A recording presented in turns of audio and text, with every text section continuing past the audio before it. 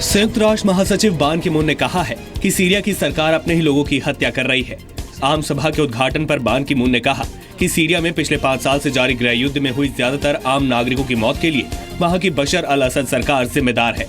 उन्होंने कहा कि राष्ट्रपति असद की सेना आस पड़ोस के नागरिकों पर बम गिरा रही है और उनकी सत्ता का विरोध कर रहे लोगों को प्रताड़ित कर रही है।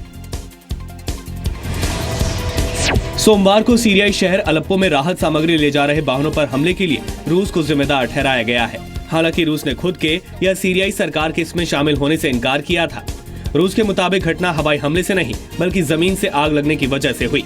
इस घटना के साथ सीरिया को लेकर अमेरिका रूस के बीच एक बार फिर तनाव बढ़ गया है। संयुक्त राष्ट्र में अमेरिकी राष्ट्रपति बराक ओबामा ने कहा है कि 50 देशों ने युद्ध जैसे हालात से जूझ रहे देशों के 3,60,000 शरणार्थियों को शरण देने का फैसला किया है। सीरिया, अफगानिस्तान जैसे देशों के करीब 2 करोड़ 10 लाख लोग युद्ध के हालात की वजह से शरणार्थी बनने पर मजबूर हुए हैं।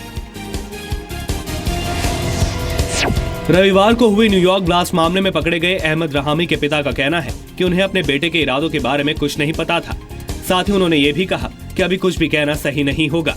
FBI की टीम ने रहामी के घर और रेस्टोरेंट की तलाशी ली थी। पोप फ्रांसिस समेत दुनिया के अन्य धर्मों के नेताओं ने मजहब के नाम पर आतंक का विरोध करने की बात दोहराई है। धार्मिक नेताओं ने दुनिया के नेताओं से युद्ध के हालात बनने से रोकने की अपील की। धार्मिक नेताओं का 3 दिनों का इस सम्मेलन सेंट्रल इटली के हिल टॉप शहर में हुआ, जिसमें इस्लाम, हिंदू, बौद्ध समेत 500 धर्मों के प्रतिनिधि मौजूद थे। हॉलीवुड फिल्मों के पावर कपल एंजेलिना जोली और ब्रैड पिट ने अलग होने का फैसला किया है। एंजेलिना ने तलाक की अपनी अर्जी में तलाक की वजह इरकॉन्सिलेबल डिफरेंसेस यानी विचारों का ना मिलना बताया है। एंजेलिना ने बच्चों की कस्टडी भी मांगी है। कांगो के राष्ट्रपति चुनाव के दौरान दूसरे दिन भी जमकर हिंसा हुई। दूसरे दिन भीड़ ने विपक्षी पार्टी के दफ्तर में तोड़फोड़ और आगजनी की, जिसमें 2 लोगों की मौत हो गई। कांगो के राष्ट्रपति पर सत्ता में रहने के लिए चुनाव में देरी का आरोप है। इजरायल ने दावा किया है कि उसने हमास के एक ड्रोन को इंटरसेप्ट किया है।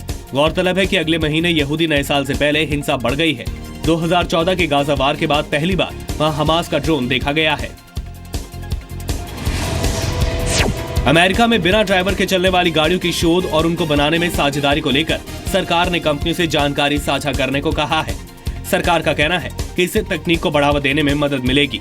US transport secretary Anthony Fox ने कहा कि इस नई तकनीक से लोगों की जान बचाने में मदद मिलेगी। ब्रिटेन के मशहूर लाल रंग के टेलीफोन बूथों में अब ऑफिस खोले जाने की शुरुआत हो गई है। स्मार्टफोन के आने के बाद से इन टेलीफोन बूथ का इस्तेमाल ना के बराबर होता है, तो एक कंपनी ने इनमें ऑफिस खोलने का फैसला किया है। इस बूथ में वाईफाई, कॉफी मशीन और प्रिंटर जैसी सुविधाएं दी जाएंगी।